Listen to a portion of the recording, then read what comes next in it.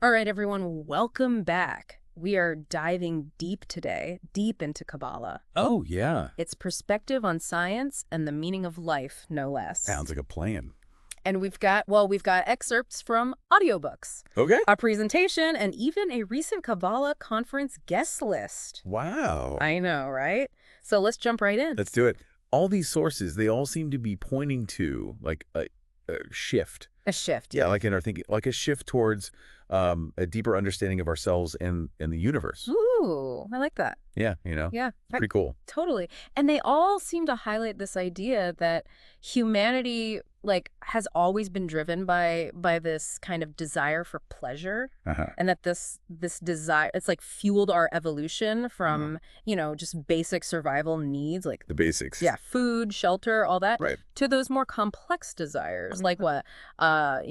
Wealth, power, knowledge. It's fascinating how that kind of mirrors the evolution of scientific thought. Oh, tell me more. Like think about the major shifts that we've had in our understanding, Yeah. scientific understanding, Right. like from Newton's deterministic view Yeah. to Einstein's relativity, Okay. and then to quantum mechanics. Right. Like each one is a total game changer. Yeah, it's a game changer, paradigm shift. It's like those assumptions we have about the nature of reality just get Busted, totally Yeah. busted. They get expanded on and, Yeah. and they get blown apart. Totally. It's Yeah. it's important to note that with this evolution of scientific Yeah. thinking, it really highlights the limitations of our traditional scientific methods. Oh, okay. How so? Well, because science, Yeah. at its essence, relies on observation, Mm-hmm. measurement, experimentation, So it's like, what happens when the observer becomes part of the equation. right. Yeah. It's like trying to study this super fragile ecosystem, Right. but not realizing that our presence is changing it. Yeah, you're altering the very environment that you're trying to study. Exactly. And that's where Kabbalah kind of steps in. Okay. You see, it's not trying to replace science, right? Okay. It's offering this complementary perspective. Like a different lens. Yeah, like a different lens, totally. Yeah. For exploring aspects of reality that science struggles to grasp. You know what I mean? It's like it's where science meets spirituality. That's so interesting. So Kabbalah, it's not just some mystical Yeah. or esoteric tradition. No, not really. These sources make it sound like a science in itself. Yeah, exactly. Precisely. Kabbalah is it's a system of knowledge. Mm-hmm. It's an ancient system, thousands of years old, Oh. that delves into the hidden structure of reality, Oh. the forces at play that we can't see with our five senses. Yeah. Whoa. So we're talking about literally expanding our perception of reality. Yeah, beyond our physical senses. Beyond our physical senses. Like getting a software upgrade Okay. for your consciousness, right? Okay. It gives you tools to research and access a whole other dimension of existence. Wow. That's a powerful image. Right. Yeah. One of the concepts that really stood out to me was this concept of homeostasis. Yes. And the sources describe it as a state of equilibrium. Right. That everything in reality is striving for. This innate desire for balance with our surroundings. It's a key insight, and it connects directly to this concept of human desire. Right. We're constantly striving to achieve balance in our lives. Yeah. Whether we realize it or not. But despite all our scientific Yeah. and technological advancements, Right. we haven't actually achieved widespread happiness and fulfillment, have we? That's such a good point. I mean, think about it. Has technology brought you lasting peace? No, it really hasn't. Has it brought you happiness? Not really. It's brought convenience, but not that Yeah. deeper fulfillment. Yeah. So I guess the question is what are we trying to balance with? Because if we don't truly understand the nature of reality and the forces at play, then how can we possibly achieve true harmony? Right. It's like trying to solve this complex equation, Yeah. But without knowing all the variables, you're never going to get to the answer. Exactly. Okay. Exactly. So is Kabbalah, is it offering us a framework for for understanding those hidden variables? It is. Is it revealing a structure to reality that extends beyond our normal perception? Yes, exactly. Wow. Kabbalah speaks of these upper worlds and lower worlds, Other worlds and lower worlds. with our physical world being like the lowest level of reality. Okay. And these upper worlds, they're comprised of What? desires and forces and thoughts, Okay. like the fundamental building blocks Okay. of creation, And here's where it gets even more wild. Oh, yeah, They say that reality is a projection of ourselves. that's right. Whoa, hold on. Are we talking about like manifesting our own reality? Yeah, that's one way to think about it. Okay. It's not just, Kabbalah isn't just about passively observing reality. Right. It's about understanding the role that we play Mm-hmm. in shaping it. Okay. From a certain level of spiritual awareness onwards, Yeah. we become active participants in the creation process. That's a profound idea. That means that we have agency. Yeah. We're not just like puppets No. in some cosmic play. No, we have a say in this. Yeah, but that agency, it Right. comes with responsibility, right? Absolutely it does. That's the flip side of the coin. Yeah, because if we're co-creating reality, then we need to be mindful of what? well, the thoughts, the desires, the intentions we're putting out there. Absolutely. Because we shape our world. And it shapes us back. Right. So how do we navigate this complex interplay of forces? How do we understand the dynamics between these different levels of reality? Right. That's where the Kabbalists come in. Okay. They've been described as like researchers, explorers of the upper worlds. Wow. Who have left behind maps and guidebooks Based on their findings to help us, understand and navigate this spiritual landscape. That's amazing. It's funny because they talk about time travel in some of these sources. Right. And they talk about Kabbalists being able to move through time. Right. Like prophets. It's not about physically traveling through time. Okay. It's about accessing these different levels of perception, right? Yeah. Like Einstein, Right. unified time and space. Exactly. So they were all interwoven. Yeah, it's all one fabric, right? So Kabbalah kind of takes it a step further and says, time as we know it, it doesn't actually exist. You got it. In the way that we think it does. Right. It's all interconnected. It's all happening simultaneously. Right. It's like instead of linear time, we've got like this web. Web of moments. Yeah, this interconnected web of moments that's all existing at once. And Kabbalists, through their practice, are able to tap into it. Yeah, and see beyond those limitations of linear time. Exactly. So, I mean, are we talking about like ghosts and demons and angels? Yeah, well, those are, Because they mention that in some of these sources. Yeah, they're metaphorical representations of forces that are operating beyond our normal perception. Okay. And Kabbalah helps us to understand those forces and how they influence us. Right. And how we can work with them. So it's not just abstract knowledge. No. It's actually a practical method. Yeah, it's practical. Yeah. It's about navigating the challenges of life and making choices. Based on a deeper understanding. Of reality. Yeah. Okay. So, with all these complex concepts, I have to ask, what about the meaning of life? Oh, the big question. Yeah, where does that fit into all of this? So, remember this concept of homeostasis, that drive for balance. Yeah. Right?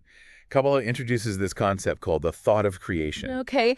It's like the fundamental force, the essence of nature. Okay. That drives everything. And the essence of that thought of creation is pure giving. That's it. Yeah. It's this unbounded love and desire to bestow goodness. Okay. And all matter in reality. Yeah. Is meant to align with that. Okay. It's like the underlying current. Yeah. Guiding the evolution of the universe. Okay, but we're not quite there yet. No, you're not. As humanity? No. I mean, look around. There's suffering. There's suffering. There's chaos. There's this feeling that something's missing. Yeah. Totally. And that's the point. Okay. Our egoistic nature. Yeah. Our focus on receiving for ourselves is out of balance with this thought of creation. We're swimming against the current. Yeah, we're fighting the current. Yeah. So is Kabbalah offering us a way to kind of turn around? Yeah, it is. Yeah. To start swimming with it. To align ourselves with this giving force. Exactly. Okay. That's a pretty radical shift. It is. In perspective. It is, but it's necessary. But where do we find this Kabbalah wisdom? Right. Who are the key figures? So, Kabbalah is this ancient wisdom. Yeah. Passed down through the generations. Okay. And they talk about figures like Abraham, Okay. Moses, Wow.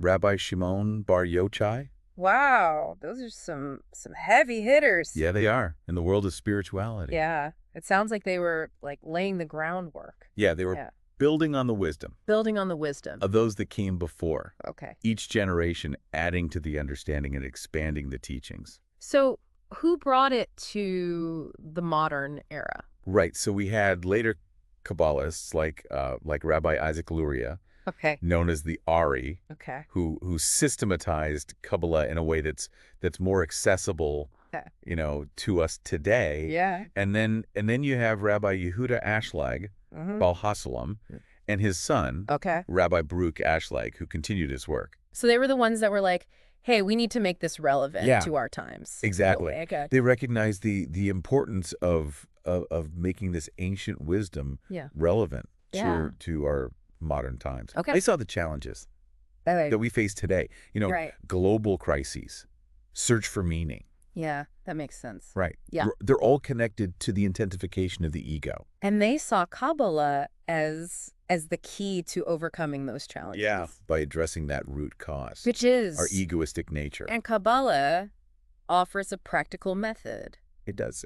For doing that. Yes. And they knew, it was urgent to share this wisdom. Yeah, they understood the urgency. Okay, so we've got this ancient wisdom passed down, explaining the hidden structure of reality, revealing these forces that shape our lives. That's right. And offering this path to overcome our ego and to achieve true fulfillment. It's a lot. How does it actually work? What's the nitty-gritty of the creation process according to Kabbalah? So they describe it as like a series of stages. Yeah. A cosmic dance between the giving force, the creator, and the receiving force, the creature. I'm hooked. Can you walk us through it?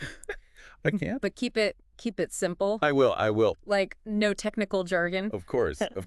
Okay, picture this. In the beginning, there was only the upper light. Okay. The creator. Okay.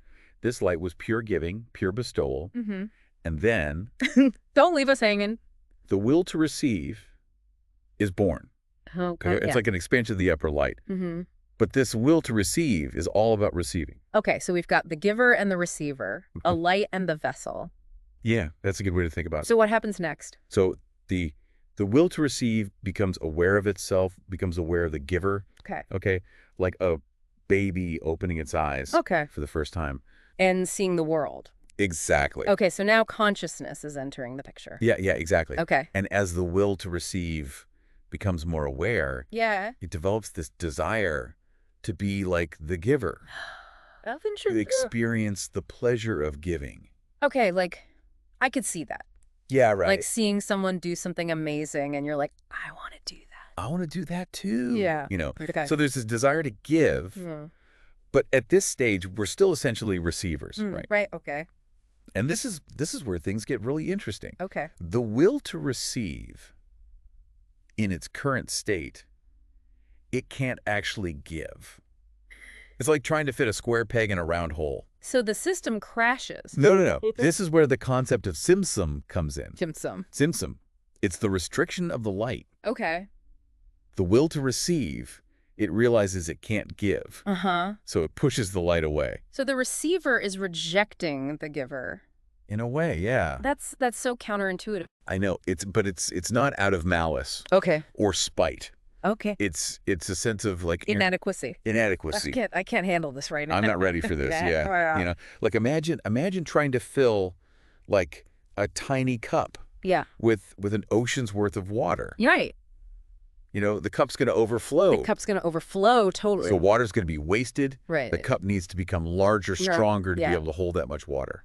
That's a really good analogy. Yeah. So this restriction, it's necessary. It is. It's a necessary step. Okay. It's like creating space, a vacuum, for something new to emerge. And what emerges? What emerges is the will to receive's own independent decision. To receive in order to bestow upon the creator. Wait. Hold on. Okay. So now the receiver wants to receive so it can give back to the giver. You got it. That's wild. It is. Okay. It's like realizing that the greatest pleasure comes not from taking. But from giving. But from giving. Okay. That makes sense. Yeah. Yeah. Like think about like giving a really thoughtful gift. Oh, yeah. To someone you love. The joy comes from the act of giving. Yeah. Not from receiving something back. Yeah, totally. So our purpose is to evolve. Yes. To a point where we can receive in order to bestow. Exactly. To become more like the creator. You got it. Who is pure giving. That's the essence of it, yeah. Okay. It's about aligning ourselves with that thought of creation. Okay. For that boundless desire to give. Okay. But we're a long way from there. Yeah, we are. As humanity, right? Yeah. I mean, just look around the state of the world. Yeah. There's so much conflict, there's so much suffering, so much disharmony. Yeah, but we're on a journey. Okay. You know, and the sources really emphasize this. Okay. This journey is a process. It's a process, yeah. An evolution, you know? Yeah. It's not about achieving some like instant enlightenment. Right. You know, it's about gradually transforming our nature. So we're all works in progress. Yeah, we are. And Kabbalah is the guidebook, the roadmap to help us along the way. Okay. But how do we even begin to like grasp this wisdom? Right. It all sounds so abstract and otherworldly. So they make a really interesting point. What's that? Our perception of reality is limited by our 5 senses. Okay. They use this analogy of someone studying a nutshell. Okay. Okay. Science may only be perceiving the shell of reality. Okay. But Kabbalah allows us to crack it open and see what's inside. Oh, wow. So we're like that guy in the nutshell analogy, thinking the shell is. Thinking that's all there is. All there is. When there's this whole universe inside. Oh, wow. Waiting to be discovered. And what's interesting is they even bring in quantum theory. Yeah, they do. As a potential bridge. Yep. Between the physical and spiritual worlds. Yeah. Because quantum physics is already pushing those boundaries. Yeah, it is of our understanding of reality. Yeah. Think about wave-particle duality. Yeah, exactly. Like how can something be a wave spread out in space? Yeah. And a particle. Existing at a point. I know, right? It's like trying to imagine a basketball that's simultaneously inflated and deflated. It makes my brain hurt. I know, but that's the point. Right, yeah. It forces us to expand our understanding of what reality is. Yeah. You know, light. Yeah. For example, it behaves like a wave when it travels through space, creating these interference patterns like ripples in a pond. Okay. But when light interacts with matter, it behaves like a stream of particles. Okay. Called photons. So it's both. It's both. How is that even possible? That's the paradox. It's a paradox. Okay. It challenges our classical Newtonian worldview. Okay. Where things are either particles or waves. Right. But quantum theory suggests that reality is much more fluid and paradoxical than we previously thought. So the way that we observe it influences the reality. It does. So quantum mechanics is like it's hinting at this reality that's beyond our current ability to grasp. To fully comprehend. Yeah. And where the observer and the observed They're intertwined. They're linked. They're one. Yeah. Yeah, and that's where Kabbalah steps in. Okay. You see, it offers this framework, a language for understanding this deeper reality. So are we saying that quantum theory is proving Kabbalah? I wouldn't say proving, you know. Okay. It's more like pointing in the same direction. Okay. You see, both quantum physics and Kabbalah highlight the limitations of our current understanding. And suggest that there's more to reality. Than meets the eye. I'm starting to see how this all connects. It's like quantum physics gives us this little glimpse. A little peek through the keyhole. Yeah. But Kabbalah is giving us the key Okay. to open the door and step inside. Okay. All right. So we've got this idea that reality is shaped by this interplay between the giving force, the creator, Yes. and the receiving force, the creature. The creature, yeah. But how do we actually measure that? Right. Like, how do we know we're not just making this up? Right. How do we know this is real? That's where the precision of Kabbalah comes in. Okay. You know, it emphasizes that these spiritual concepts are not just like vague notions. You know, they're measurable and quantifiable forces. I can measure spirituality? Not in the traditional scientific sense. Okay. But Kabbalists have developed these sophisticated tools and methods for mapping the spiritual landscape. Okay. And understanding these dynamics between giving and receiving forces. Wow. It's like they've created a spiritual blueprint of reality. Yeah. You know, mapping the flow of spiritual energy. It's like a GPS for the spiritual journey. Yeah, you could think of it that way. Okay, so we've got light and vessel. Light and vessel. Take us deeper into that. Okay, so remember Simpson. Yeah, the restriction. The restriction of the light. Yeah. That was a crucial step because it allowed the creature to become independent. Okay. And develop its own capacity to give. Okay, so it's like you can't truly appreciate something until you've earned it yourself. Exactly. That's a great way to put it. Okay. You know, the process of earning the light, of developing that capacity to give. Yeah. That's the essence of spiritual growth. Okay. So how do we go from being receivers to givers? That's where intention comes in. Okay. Remember how they said that receiving with the intention to please the creator is equivalent to bestowing. Okay. You know. Like receiving a gift, but immediately thinking expert.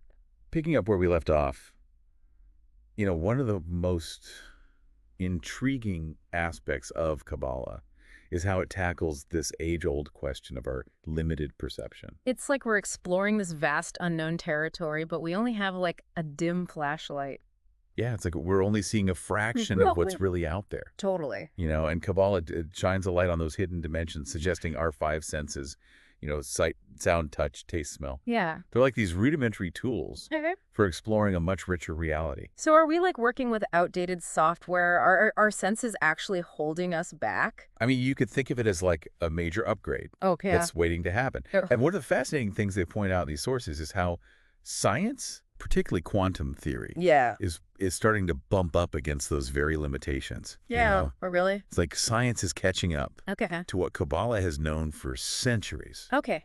I'm intrigued. Now, give us some concrete examples. How does quantum physics hint at this greater reality? Well, they talk about wave-particle duality. Okay. The classic mind bender, you know? Okay. How can something be both a wave spread out in space and a particle localized at a point? Yeah, it's like trying to imagine a basketball that's simultaneously inflated and deflated. Yeah. Makes my brain hurt. I know, it's like it just doesn't compute. Yeah. With our everyday logic, you know? Right. And that's kind of the point. Okay. It forces us to expand our understanding of what reality even is. Okay. You know? Think about light. Okay. It behaves like a wave when it travels through space. Okay. Right? Creating these interference patterns like ripples in a pond. Okay. But when light interacts with matter, it behaves like a stream of particles called photons. So it's both. It's both. How is that even possible? That's the paradox. It's a paradox. Right. It challenges our classical Newtonian worldview, where things are either particles or waves, but not both. Okay. Quantum theory suggests that reality is much more fluid and paradoxical than we previously thought. Okay, so the act of observing influences the reality. Yeah, it's the mind-blowing implication. Whoa. Right. Yeah. It suggests that consciousness is not just a passive observer, but an active participant in shaping reality. Okay. And this really resonates with Kabbalah's idea that we are co-creators of our experience. That's some heavy stuff. It is. It's deep stuff. So if quantum physics is revealing these limitations of our current understanding, does Kabbalah offer a way to kind of break through them? Yeah, that's the essence of it. Okay. These sources, they emphasize how Kabbalah provides this framework like a language, for understanding and navigating those hidden dimensions that quantum physics is hinting at. Okay, so what does that look like practically? Are we talking about secret rituals and mystical chants? Not quite.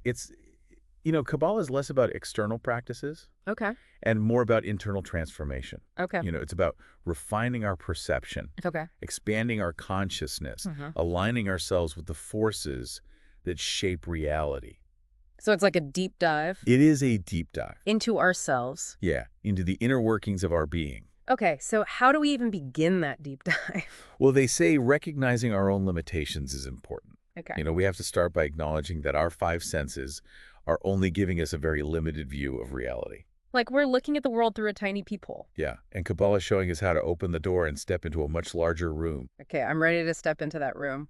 Where do we find the key? Where does this wisdom come from? That's where the lineage of Kabbalists comes in. They've left behind these incredible maps and guidebooks based on their own direct experience. So we're talking about people who have walked the path. Walked the path. Done the work. Done the inner work, yeah. And come back with, insights to share. Exactly. Okay. They mention several key figures in these sources. Yeah. Abraham, Moses, Rabbi Shimon Bar Yochai. Okay. Each one building on the wisdom of those who came before. It's like passing a torch. Passing a torch, yeah. Illuminating the path. Yeah, that's a beautiful image. Yeah.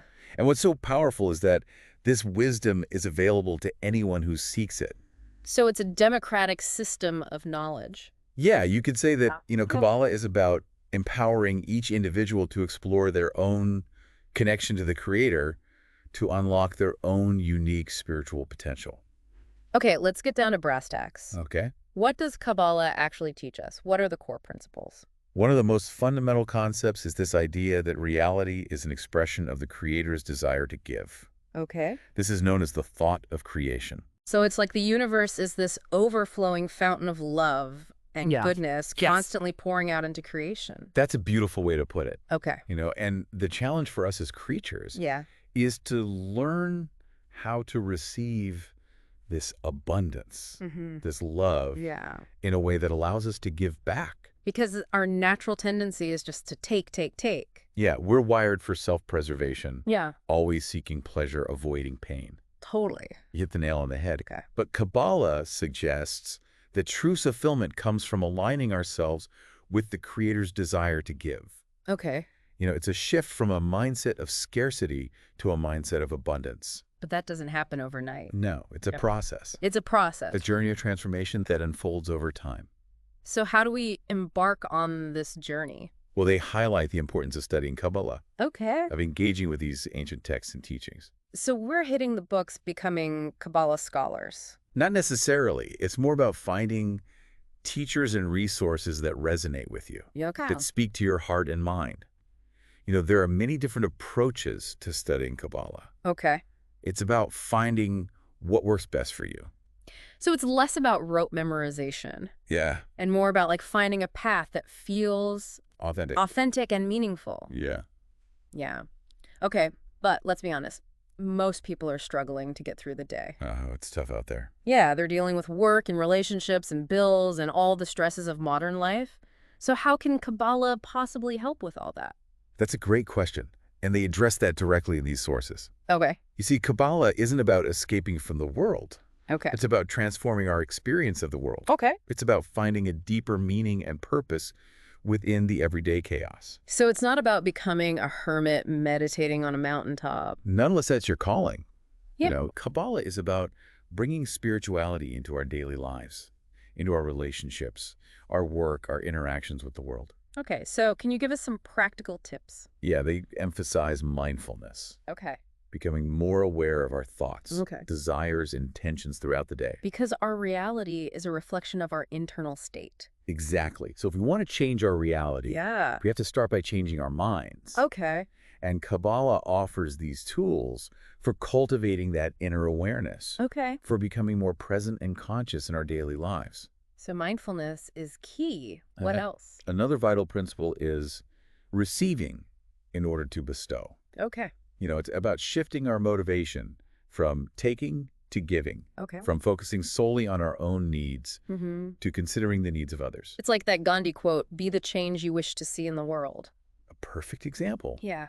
It's about understanding that our actions have a ripple effect.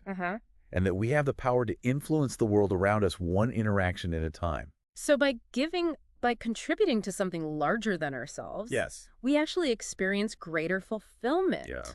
It's counterintuitive, but powerful. It's a paradox that lies at the heart of Kabbalah.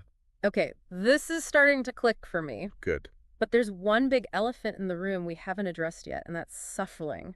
Ooh, yeah. The world is full of it. It is. So how does Kabbalah address that reality? That's a question that has challenged humanity for ages, right? Totally. And Kabbalah offers this unique perspective. Okay. It suggests that suffering is a necessary part of the growth process. Suffering is a good thing. I wouldn't say it's a good thing. Okay. It's not about glorifying suffering. Okay. But it's about understanding its purpose. Okay. Think of it like this: when we experience discomfort or pain. Yeah. It motivates us to change. Okay. To seek something better. Okay. It's a catalyst for growth and transformation. So it's like a wake-up call. Like a nudge from the universe saying, hey, there's got to be a better way. Okay. Yeah. And Kabbalah suggests that the challenges we face in life are actually opportunities for growth and transformation. Okay. They can help us refine our character, develop compassion, deepen our connection to the Creator. But how do we know we're not just victims of circumstance? How can we be sure there's a purpose to our suffering? That's where faith comes in. Okay. Kabbalah teaches that there's this divine plan, this higher purpose unfolding in our lives. Even when things are hard. Even amidst the challenges and setbacks. So it's about trusting. Trusting, yeah. There's a reason. There's a reason. For what we're going through. Yeah, even if we can't see it. Okay. At the moment. Okay, that makes sense. Yeah. What about the ultimate challenge, death? Ah, yes. The great unknown. That's the big one. Yeah. What does Kabbalah have to say about death? Well, Kabbalah offers a different perspective on death, not as an end, but as a transition. So it's like shedding our physical body, but our soul continues on. Yeah, like changing clothes. Okay. Yeah. Kabbalah suggests that our souls go through a process of purification and refinement after death. Okay. Preparing for their next incarnation. So we're talking reincarnation. Yeah, reincarnation is a core teaching of Kabbalah. Okay. It suggests we return to this world lifetime after lifetime. Okay. Each time with an opportunity to learn, grow, and evolve towards greater spiritual wholeness. So life is like a school, and each lifetime is a new lesson. That's a wonderful way to think about it. Okay. The goal is to eventually graduate. To achieve a state of spiritual wholeness and union with the Creator. That's a beautiful and hopeful way to look at it. Yes. It's not an ending, but a new beginning. Exactly. But this idea of reincarnation raises a question for me. What about free will? Okay. If there's this divine plan, if everything is predetermined, right, where does our free will fit into that picture? That's the classic theological puzzle, Yeah. Kabbalah offers this nuanced perspective, suggesting that there's both a predetermined path and free will. So both. Both. Okay. It's like we're given a script, but we have the freedom to improvise. We can add our own flair to the performance? Exactly. We're all born with certain potentials and predispositions. Okay. But we have the choice of how we express them. So it's not about changing our fate. Right. But about choosing how we respond to our fate. That's the key. And Kabbalah teaches that our choices and actions directly impact our spiritual growth and evolution. So every moment is an opportunity. Yes. Every moment is an opportunity. You're going to make a choice. That aligns us with the thought of creation. With that giving force. With that desire to give and receive in order to bestow. This is all incredibly profound. It is. But it also raises a lot of questions for me. Like, how do we know we're interpreting these teachings correctly? Right. How do we know we're not just like projecting our own beliefs and biases onto this ancient wisdom? Yeah, that's a valid concern. Yeah. And they talk about the importance of finding qualified teachers, studying with individuals who have a deep understanding of this tradition. So it's not enough to just read a book? Not necessarily. Or watch a YouTube video? Right. We need to find like a guide. A mentor. A mentor. Yeah, to help us navigate these complex teachings. Okay, so how do we find those teachers? Where do we even start? Well, they mentioned several organizations and resources. B'nai Baruch, the Agelag Research Institute. So there are institutions. Institutions, yeah. Dedicated to like preserving and transmitting this wisdom. Absolutely. That's encouraging. And they're becoming increasingly accessible with online courses, study groups, conferences, like the one they mentioned in San Francisco. It's amazing to think that this ancient wisdom is now available to anyone with an internet connection. I know, right? That's pretty cool. It's pretty remarkable. Yeah. It's a testament to this wisdom's power and relevance to our times. You know? There's a growing desire for spiritual connection and meaning in today's world, and Kabbalah offers a profound path to address that yearning. This is all very inspiring, but what about the skeptics?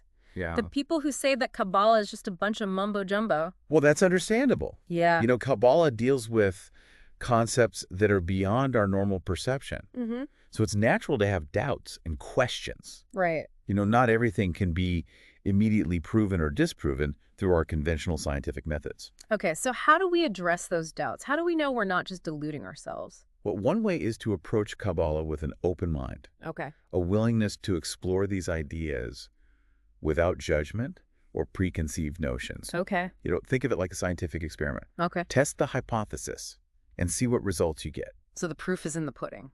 Exactly.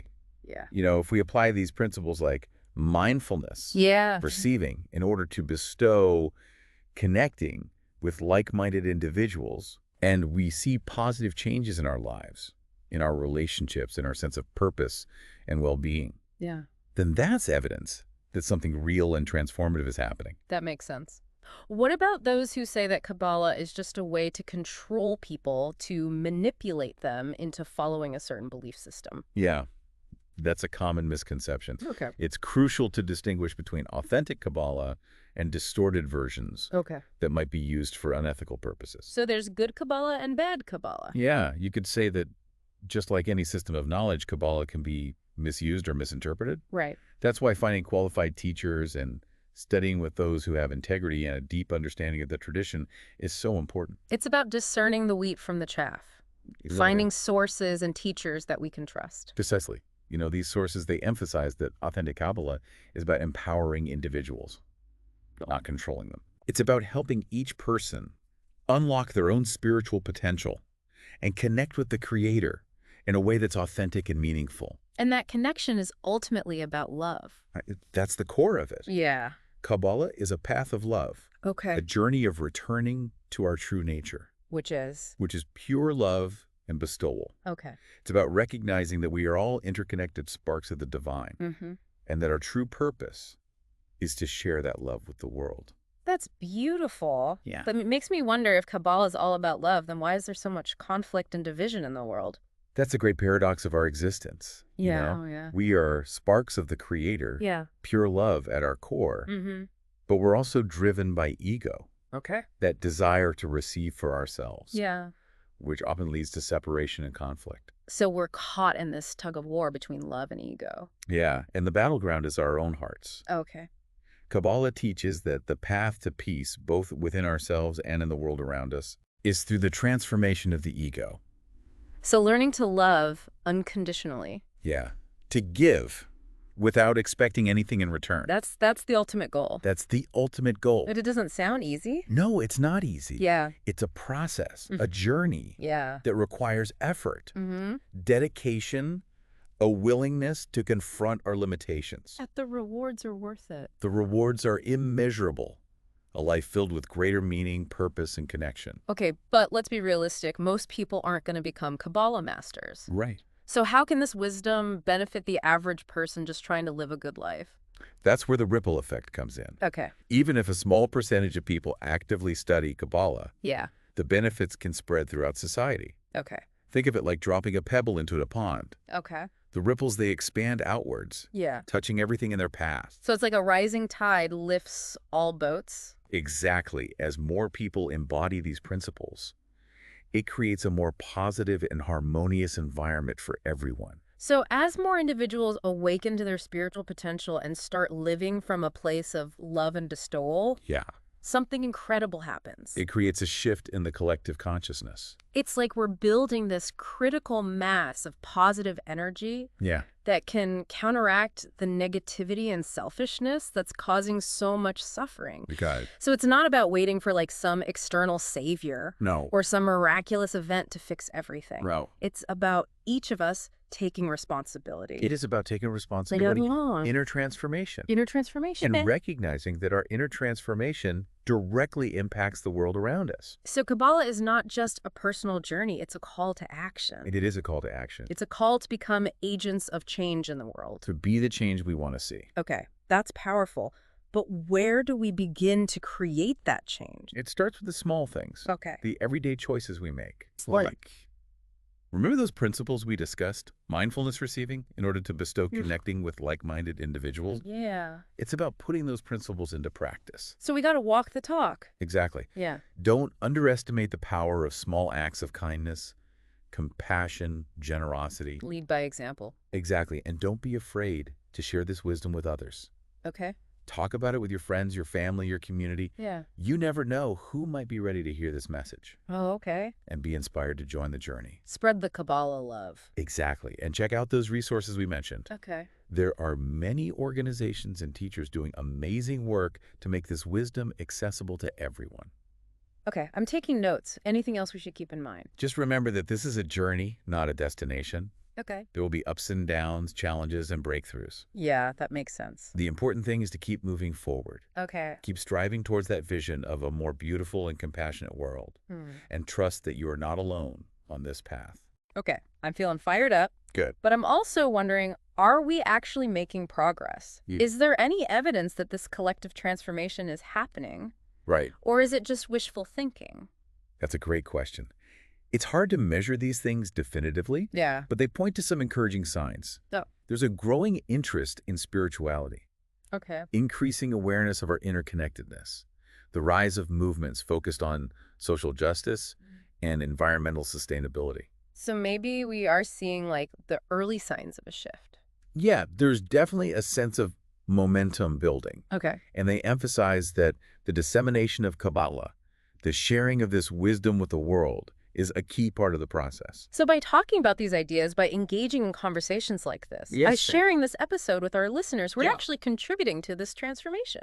Absolutely. Knowledge is power. And the more we understand these principles, the more we can embody them and share them with others, creating a ripple effect of positive change. It's like we're planting seeds of awareness. Yeah, planting seeds that can grow into a more beautiful future. Okay, I'm starting to see how it all ties together. Yeah. It's like this giant puzzle. Yeah. And each piece we discover, each conversation we have, each action we take brings us closer to the complete picture. And that picture is a world filled with love, harmony, and abundance, reflecting the true nature of the Creator. All right, I'm on board.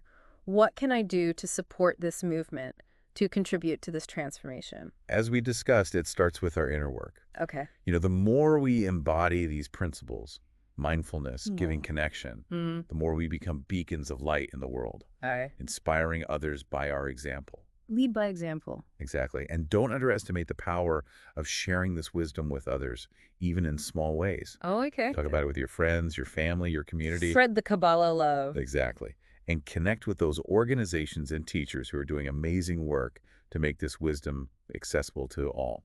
Okay, I'm feeling empowered and inspired. Any final words of wisdom before we move on to the last part of this deep dive? Remember, this is a journey, not a destination. Okay. There will be ups and downs, challenges and breakthroughs. Right. But the important thing is to keep moving forward. Okay. Keep striving towards that vision of a more beautiful and compassionate world. And remember, you're not alone on this path. Okay. We are all in this together. Okay. And together, we can create a world that reflects the boundless love and wisdom of the Creator. It's a powerful reminder, right? We're not alone on this journey. No, we're not. Of transformation. We're all in this together. Yeah. And speaking of journeys, right. We've been on quite a deep dive today. We have. Exploring, Kabbalah, science, the big stuff, the meaning of life, no less. No less. But there's this one question. Oh, what's the question? That keeps coming back to me. Okay. Based on all these sources we've been discussing. All right, lay it on me. Okay, so we've been talking about Kabbalah as this path to personal transformation, spiritual growth. Yeah, that's the individual level. Right, but they keep saying that reality is a reflection of ourselves. Ah, you're connecting the dots from the personal to the collective. Yeah, if we're all like co-creating reality through our thoughts, our intentions, our actions. Yes. What does that say about our responsibility for creating a better world? Ooh. That is a big question. That's a huge responsibility. It is a profound responsibility, and it really gets to the heart of Kabbalah's relevance. Okay. In the 21st century. Yeah. It's not just about individual enlightenment anymore. Right. It's about collective transformation. So it's not enough. It's not enough to just work on ourselves. You got to think bigger. We have to consider the impact of our transformation on the world. On the world around us. That's it. Okay. So think of it like as this interconnected web. Okay, I like that. Right. And each individual is like a thread. A thread. And as we purify our threads, we're cleaning up our threads. Yeah, as we become more aligned with that thought of creation, we're making the whole tapestry beautiful, stronger, more vibrant. Yeah, it's like that butterfly effect. Yeah, the butterfly effect. Where a tiny change in one part of the system can change everything. Yeah, it can ripple out. Yeah. And affect the whole thing. Totally. And Kabbalah suggests that as more and more individuals awaken, wake up, right, to their spiritual potential, as they start living from that place of love and bestowal, something incredible happens. What happens? We start to shift. The collective consciousness. We shift the whole thing. We're building this critical mass. That's it. Of positive energy. Yeah, it's like an antidote to all the negativity. So we're not waiting for like an external savior or a miraculous event to fix everything. We are the saviors. We are the change. We are the ones we've been waiting for. It's about taking responsibility. Take responsibility. Yeah. Own it. For our inner transformation. That's it. So Kabbalah is not just a personal journey. It's a call to action. It's a call to action. We're a call to adventure. We're agents of change. Agents of change. In the world. That's it. Be the change we want to see. Gandhi said it best. Right. That's so inspiring. It is. But it also feels a bit daunting. I know, it's a big task. Where do we even begin? Start with the small things. Okay. The everyday choices that we make. Remember those principles. Mindfulness. Giving connection. So put them into practice. That's it. Put them into practice in our daily lives. Not just think about them. And just think about them. We have to actually do it. Embody them. Live them. Well, no. So it's not about like becoming a saint or a guru on a mountaintop. Yeah. It's about like bringing these teachings into our messy lives. Into our messy, imperfect lives. That's it. Yeah, I love that. It's for everyone. It feels doable. Doable, approachable. Yeah, approachable. Yeah. But are we making any progress? Is it working? Like, is there evidence? Yeah. Or is this just a nice idea? Right. Like, is this collective transformation actually happening? Right. So it's challenging to measure these things, Yeah. But they do point to some encouraging trends. Like what? Look at the growing interest in spirituality. Okay. Yeah. Increasing awareness of our interconnectedness.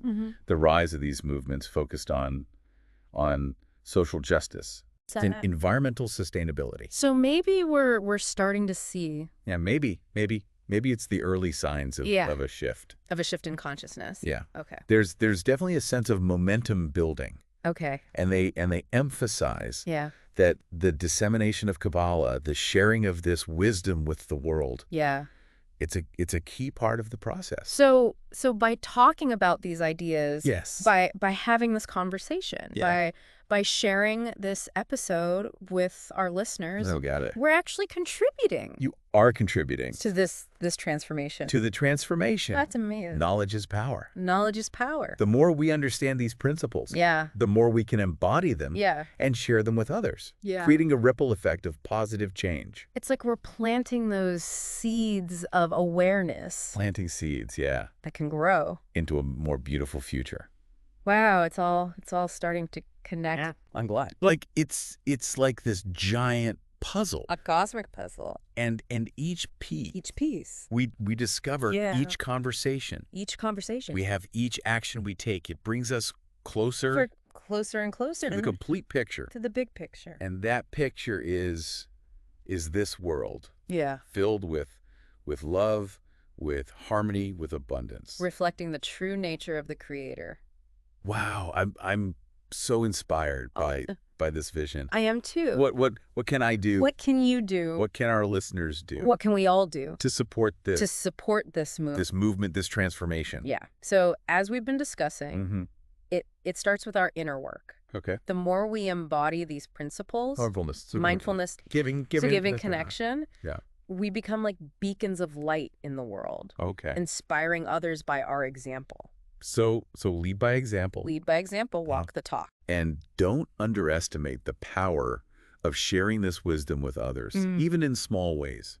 Talk about it. Okay. With your friends, your family, your community. Share those resources. Yeah, share resources, share stories that have inspired you on your journey. Connect with. Yeah, connect with organizations and teachers who are doing this amazing work to make this wisdom accessible.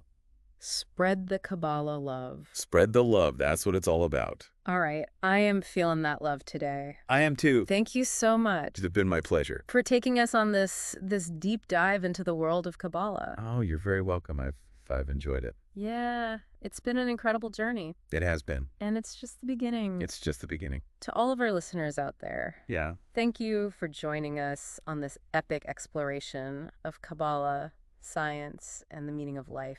The big stuff. We hope you found it as mind-blowing and inspiring as we have.